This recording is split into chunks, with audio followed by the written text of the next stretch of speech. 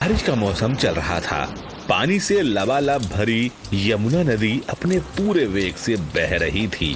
पानी का तेज प्रवाह बहुत आवाज उत्पन्न कर रहा था। बादशाह का महल नदी किनारे ही था। वह उस समय गहरी नींद में थे। रात का समय होने के कारण पानी से भरी नदी के प्रवाह की आवाज स्पष्ट सुनाई दे रही थी।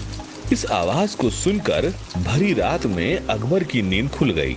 कुछ देर बाद उन्होंने फिर से सोने की कोशिश की तो पानी के बहाव की तेज उठती आवाज की वजह से उन्हें नींद ही नहीं आई। फिर उन्होंने दोबारा सोने की कोशिश की, लेकिन सारी कोशिशें बेकार गईं।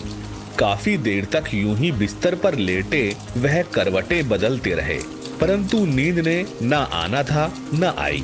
अंत में उठकर अकबर खिड़की के पास जा खड़े हुए।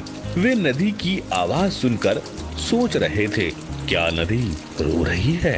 वह काफी देर तक इसी पर सोचते रहे, लेकिन किसी नतीजे पर नहीं पहुंच पाए।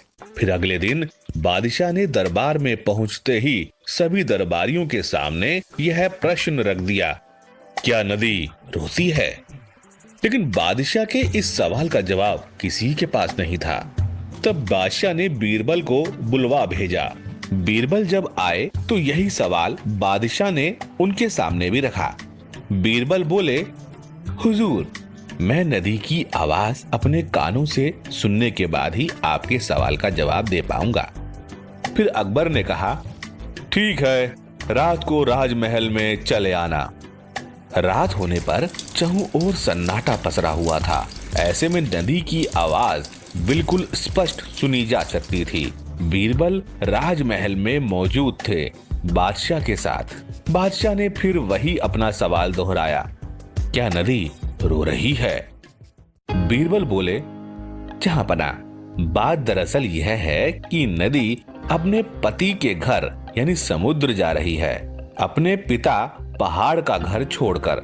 पिता का घर छोड़ने का उसे बहुत दुख हो रहा है, इसलिए नदी रो रही है। बीरबल का यह जवाब सुन बादशाह उनकी प्रशंसा करने लगे।